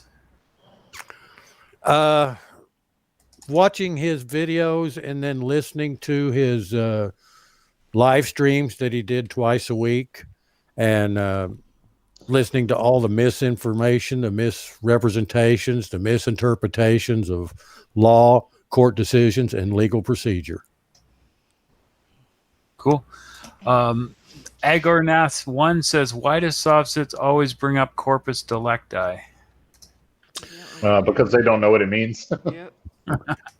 Yeah, because their guru has told them about corpus delicti, that if there's no corpus delicti, there's no crime. So they don't know what it means, but that's what they go off of. They actually think it means a corpse. Yep. Yeah, can you just? I know what it means. It's the facts of the case. But can you give us like a little synopsis of what it actually means? They think it means an injured party. That's not what it means. Right. They think it's injured party. It translate body of the crime, and corpus delicti now in today's time just refers to something. For instance, like you've got a guy that confesses to a crime, walks into the police station, spills his guts, and says, I killed Joe Blow, murdered him, cut him up. Well, maybe back in the old days, they would beat a confession out of somebody because they're trying to solve a case in the old days. And you can't go into court and charge somebody with a crime just on their confession alone. You have to have a corpus delicti. You have to have a crime, prove that a crime, in fact, has been committed. So that's how corpus delicti is used now. It's just used for confessions. You can't convict or you can't try somebody on purely confession. Oh, here's a good question. That this is one of the old school sovereign citizen arguments that's still around. and I don't know where it comes from. Maybe you do. The gold fringe on the flag means that that court is under maritime law. Where in the blue hell did that come from? Well, my understanding is, because not something that we brought up, that's kind of a new thing, and they interpret the gold fringe to be like a military type thing. Now, admiralty law, we did have an argument for that, and it was very convoluted. We looked at admiralty law as the law merchant, in other words, used in trade, for instance. And well, since Federal Reserve notes are nothing but a dead instrument, they're not backed by anything, you can never really pay off a debt. So you are really exercising limited liability for the payment of debt by using Federal Reserve notes. And for them to try you on anything that involves Federal Reserve notes is bringing that law merchant, that admiralty jurisdiction, onto the land. Now that's where it's the arguments and the BS we put together back in the day. I can't even follow that. As a retired naval officer, I don't even know where that. Well, you remember, you have to cherry pick, and you have to shoehorn different things into your narrative to make it flow. And I haven't talked about the stuff in 40 years or better, so I'm right. not real smooth on it. Oh no, I don't think anybody could be. I mean, it has to be just a. I don't think anybody could explain it in a logical way. It just doesn't sound like a logical argument. That, I mean, in the boardroom of the company that I work at, we have a flag that has the gold fringe on it. Does that mean that my company is under maritime law? That's basically what they're saying. I mean, if there's a courtroom with a flag without the gold fringe, does that mean that they're cool with that courtroom? It's just, they're just grasping at straws. Yeah, I don't really know where the gold fringe came from. Like I said, gold fringe usually used to denote, a military type situation, but now it's just decorations. But like I said, sovereign set mindset is, you take something and you create a narrative and you weave it into something that you can sell. Right, and the ensign that we fly over naval ships does not have the gold fringe on it. Just FYI. So, I mean, yeah, I don't think it has any real meaning. No, and drone 863 says thank you for your naval service, and thank you for thanking me. It was a very rewarding time of my life. Next question. Okay, Tom M asks, has Juan got a Black's Law dictionary?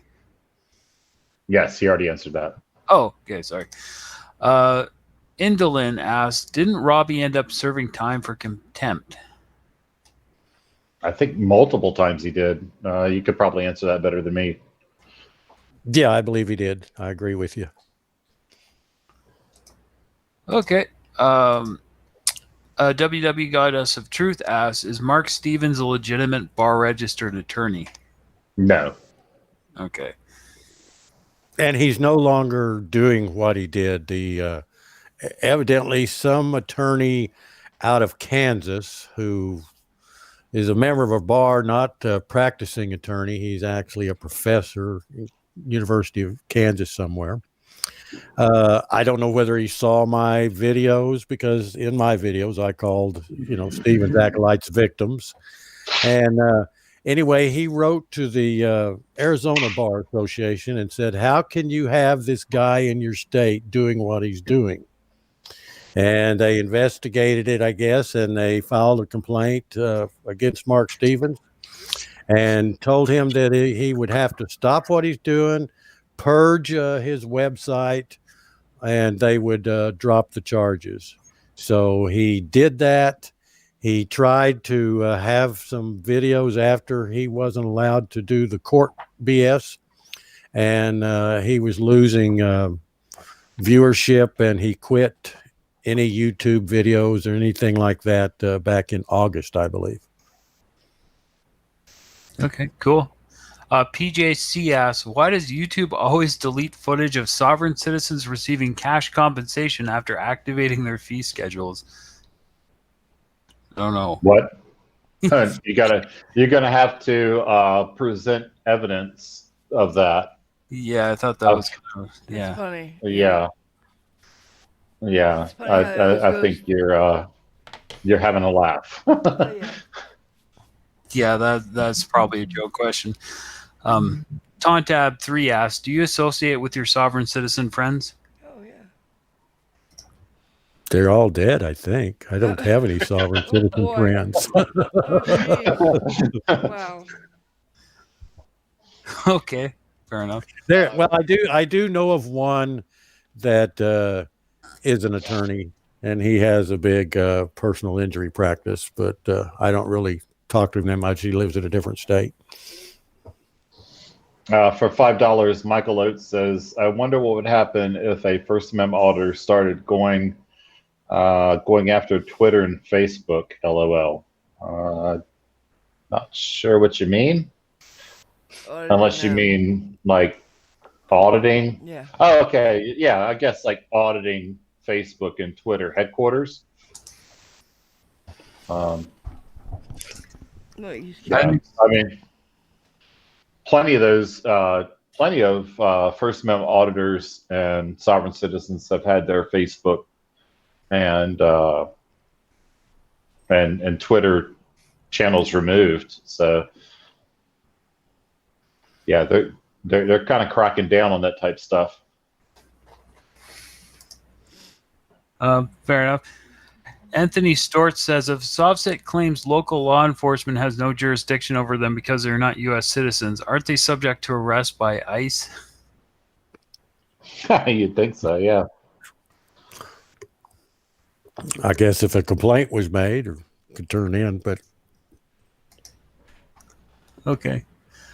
Someone asks, if you're talking about fake attorney generals, what about private attorney general Anthony Troy Williams? Have you heard of him? Oh, yeah, I know all about him. If you want to think speak on this first, They were Juan. talking, I think they were asking Ron. Yeah. well, I only know what I've seen, on the videos and things like that, and I think he's doing time now, I believe. 35 years.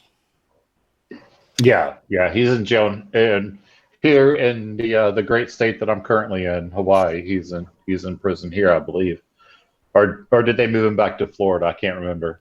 He's in Florida. Okay, he was in Hawaii. Mm-hmm. Yeah, he called himself a private attorney general, which is funny because Devon Bay, in a debate with Artie the other day, called himself a private attorney general, and he was advised that you may not want to call yourself that because Anthony Troy Williams did not. That didn't work well for him. Yeah, he's in jail for a good stretch. Creativity just always amazes me, what people can come up with. Yeah, what does that even mean, private attorney general? It's just a title he gives himself to try and sound official, I think. Bingo. Yeah. Here's a good question for Juan and myself, apparently. Fundamental question: if all sovereign citizen nonsense keeps failing, why do they keep trying it?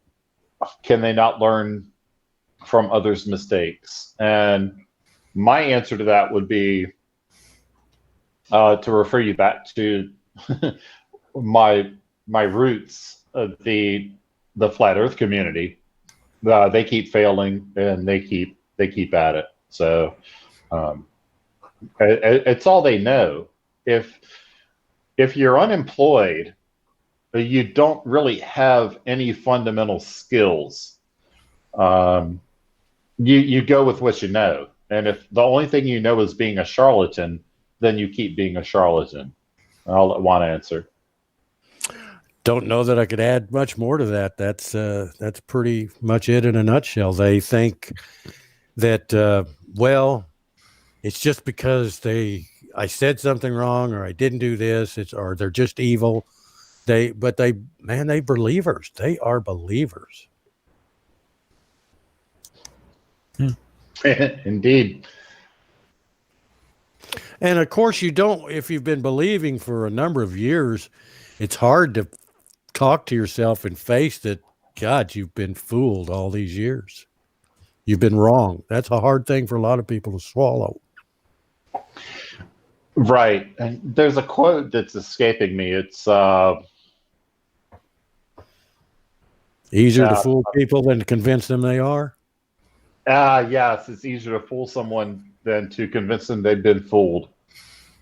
That is a powerful, powerful quote, because it's so true. Oh yeah, I debated these people, and I give them the real stuff, and they just don't want to buy it. I had one guy, we went on for I don't know how long. He calls me all kinds of different names. A real Mark Stevens believer. And he was saying, well, how does he have all these success stories? And, well, I'm a success story. I had all these charges, and they dropped them all. I said, well, that's nice to talk about. Got any proof? This was in Discord. Right, give me the case numbers. So he actually put up a screenshot of what he was talking about. And in every charge that was dismissed, it said dismissed due to a plea deal. So he pled guilty to something to have all these other charges dropped. And I was like, that was a win to him, and he thinks it's because of Mark Stevens. Oh my God. So I say, Mark Stevens doesn't have customers, he has victims. Absolutely. That's what I call him in many of my videos. And right. He started talking about that on his when he was on his live streams. People call my stuff. He wouldn't even use my name. He got to where he wouldn't even use my name. He says some people call them victims. Well, they are. And that's what that one attorney that filed a complaint with Arizona bars called them were victims. Right. And isn't that just the mastery of your craft? When you swindle someone and they're happy at the end of it. Even though it didn't work out. Yeah, it's weird. Weird. Yeah. You steal from somebody and they walk away happy. Like that, you're a master of your swindle at that point. And they come back for more and they tell their friends. Yeah. It's great. It's got a good thing going. I guess. Well, that's what ethics. Joe Pierce, he picked up. He's tried to pick up where Mark Stevens left off. He was offering all of Mark Stevens' stuff that he used to sell, his motions and scripts and all that for free. Joe has been trying to find his niche to where he can become a guru, but he's failed miserably. Well, yeah, he really messed up when he did the video about how to murder judges, and I know that I reported that video. He was talking about how you can use drones with miniature bombs on them to fly them to where the judge was, as if he's walking to his car. Just fly the drone up to him and blow up the bomb and kill the judge. And that's when he changed his name from ethical anarchism articulated to whatever it is now. And yeah, he's a very disturbed human being. So yeah, I think there was one of his videos that he said something about killing somebody in it. I think I also registered a complaint. Yeah, he's an odd dude. Um, I don't think he's all together. He's all together there. But he's got his acolytes that thinks he's just so intelligent. Oh yeah, yes. Cliff, do we have any more questions? Yeah, we have some here. Robert Biter asks, without trying to be rude, I'm from New Zealand. Are there native reservations where the normal law doesn't apply? Well, yeah, there are in reservations in America. They are sovereign. Here's that word, but they are sovereign nations. They have their own laws and police force and such as that. Okay, cool. Got a very important question here from Aniceto Maldonado. He says, question, burgers or tacos? Oh, that's an excellent question. That's a it's a difficult. Yeah, it's difficult. Yeah. I like burgers, but God, I like tacos too. And burritos. I mean, it's a three-way tie. Oh, don't forget enchiladas. Yeah. All delicious. Singapore Sling asks, is it justified for the FBI to label SovSits being a domestic terrorist group? I'd say yes. From their experience, I'd say yes. Cool. Andrew Rovers asks, Juan, what is your take on the Moorish movement? Well, we've discussed that, and I think it's as bogus as sovereign citizen. Okay. I think this is an easy question. Agarnath 1 asks, what evidence do Moors have that they're natural indigenous to this land? None. They have their revisionist history. Right. Annie M asks, what's the deal with if their name is written in all caps, it makes them a corporation? That's actually a good one. I want you to drill down on that if you could, maybe for a minute or two, because I don't get that. Well, I don't really get it either.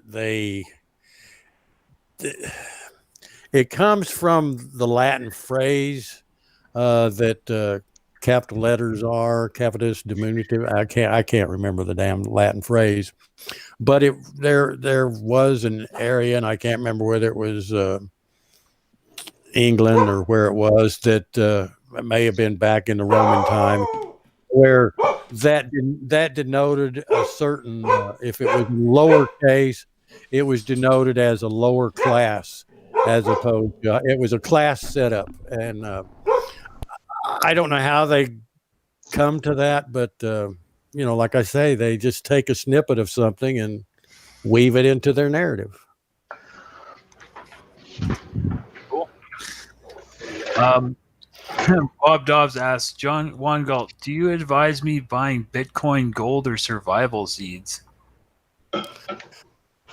Well, I don't make those recommendations, but I will tell you this. I have all of those.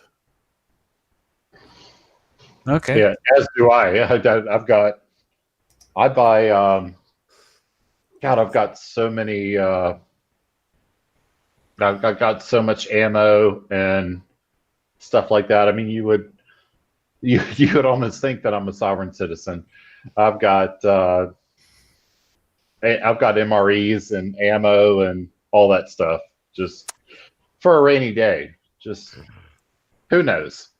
Well, where I live, we are totally self-sufficient. We produce our own electricity, all our own food, everything. We go into town maybe 4 times a year. We have all the guns, ammo, and everything, probably in excess of what you have. And because we have 4 families, I have 3 of my kids living there with their families as well. And we are total survivalists. I invested in all this for my Social Security, where I could be secure from society, and I'm glad I did. Yeah, dude, I'm it's funny how much alike we are, just to have just met each other. Yeah, we have our own home. Everybody has their own home freeze dryer, and we freeze dry a lot of our food and the can, and we have all that stuff. We produce everything. Yeah, And I do a about lot of one canning every fall. about once a month we have a go back to the 1800s experiment, and we don't do anything that they didn't do it like in the 1800s. That's really cool.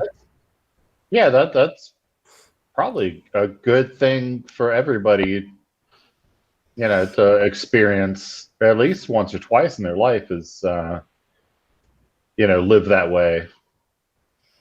That's something cool. I think I've got a 12-year-old. I think he might benefit from something like that for maybe a week.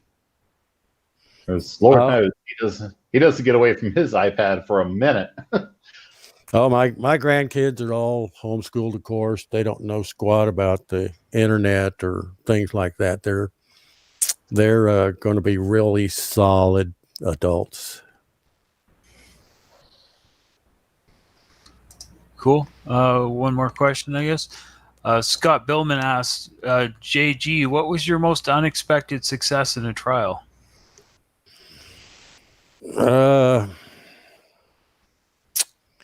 Well, I'm so egotistical. Geez. My happiest one was a class action medical malpractice suit where I made a difference in about 120 people's lives who had been severely injured by big pharma, doctors, hospitals, and such. And that's not to say that I keep thinking about this little 2-year-old girl that had the top of her head ripped off by a neighbor's Rottweiler, and they just told the family, go to hell, we're not going to do anything about it. There's things like that made my career worthwhile to me. Awesome. All right. So we've been going for 2 hours. So I would say anybody in the chat, if you've got any last questions, pop them in pretty quick. Okay. Here's another one. Why? Okay. Not a brat says, please ask if they think when a sovereign citizen starts with a crap and a traffic cop, why can't the cops take them to jail to reset their brains? Well, they have to reach a certain threshold before the arrest is triggered. Right. Yeah, I don't think that was a serious question. Fair enough. Ralph Bumbless asks, Juan, how can I help my coworkers move away from being soft sets? I don't know your coworkers. If they're in deep and they're believers, there's little you can do unless you really can research and take every one of their beliefs and destruct it, and do it in a rational manner that makes sense to them.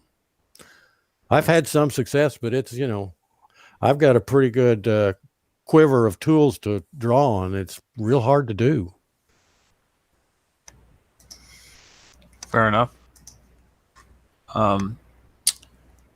Why NEM asks, why do they think their name is written in all caps? I think we had this before on a different.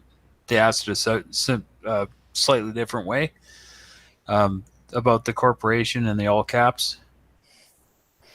Yeah, like I say, they're taking it from, it seems like Roman law, that it differentiates certain classes, hierarchies, and that's the way they interpret it over to corporations, because if they can put it over into the corporation, then that opens up a whole bunch more sovereign citizen BS they can talk about.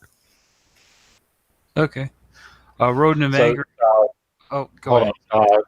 Led Zeppelin Werewolf Girl 73 asked if I could tell her happy birthday. Yes, I can. Happy birthday, especially since Led Zeppelin is one of my favorite bands ever. Um, I think I saw one other thing. Will sovereign citizens become labeled as a terrorist group? I think the Southern Poverty Law Center has already labeled them as a terrorist group. The FBI has them labeled as one too. Yes. So the answer to that is yes. All right, carry on. Sorry. Oh, okay.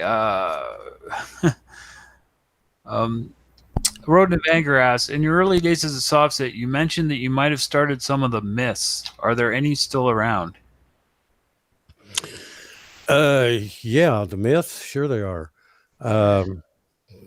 In particular, the right to drive, travel type stuff, the driver's license issue. Yeah, that's a big one that they all use. Okay. Yeah, just let me know when you want to stop. Annie M says, what's the difference between being a man, a person, an entity, etc.? Well, it depends. On the situation. An entity can be something physical or fictional. And a man can be a human or, I guess, a woman.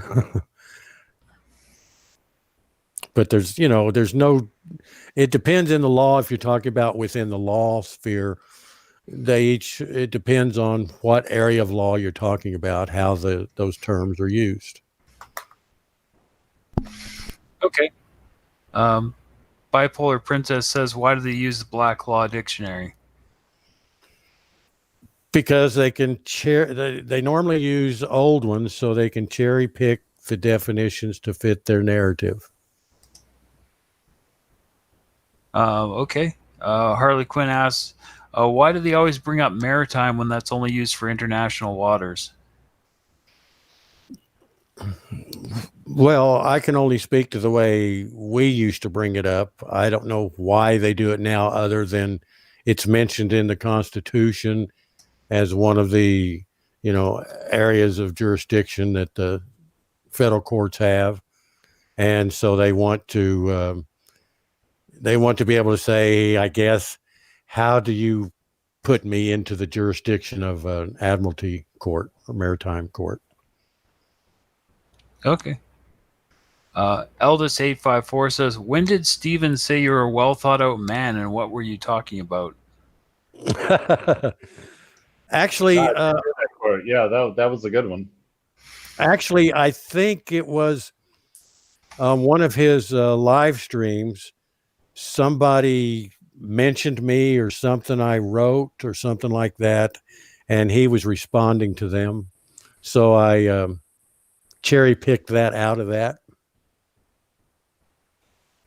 And that was, like I said, that's before I really started attacking him.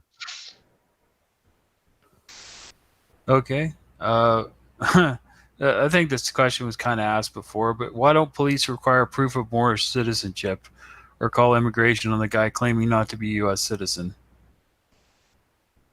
I would imagine they don't want all that headache. They want, it's just a job. Policemen are just doing a job, and they don't want to create more work for themselves. And they don't, sometimes I think they're a little bit more courteous and patient than I would be, but I would say that's probably it. I imagine most of them are getting used to it by now. At least I hope they are. It's like anything else. So you're going to make more work for yourself at your job. Yeah. Fair enough. I think this goes to the cherry picking question. Doug Harvey says, why do they resort to quoting Black's Law Edition 3 when it's been superseded through to Edition 11 or so? Yeah, cherry picking. Cherry picking to shoehorn into their narrative. Yeah, the old ones have the terms they like. Yeah, fair enough. I got 4 questions left. Ern Harvick asks, is there any real difference between a soft set and a Moor? I have a very broad definition of soft set, and that is someone who believes that the laws do not apply to them, for whatever reason they come up with. Didn't know. Right. And I would say that it's sort of like Christianity. There's so many different schisms of it. You got your Methodists, you got your Baptists, you got your Lutherans, you got your, whatever other flavor of Christianity. Sovereign citizens, the same thing. And Moors are just a schism of sovereign citizens. Good analogy. Fair enough. Okay, this is the last question I have right now. Not a Brad asks, do you enjoy laughing at sovereign citizens now? If that's to me, absolutely. I've got the same answer. Yeah, I've got a whole channel dedicated to it.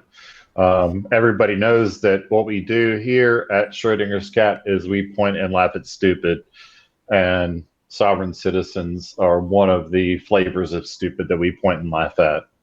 And I think that's a good point on which we can start to wrap it up. Let's start with Clifford. What do you think? What do you think of tonight? I had a good time, and I think Juan had a lot of good points, and it's really interesting to see the perspective of someone who's a former sovereign citizen.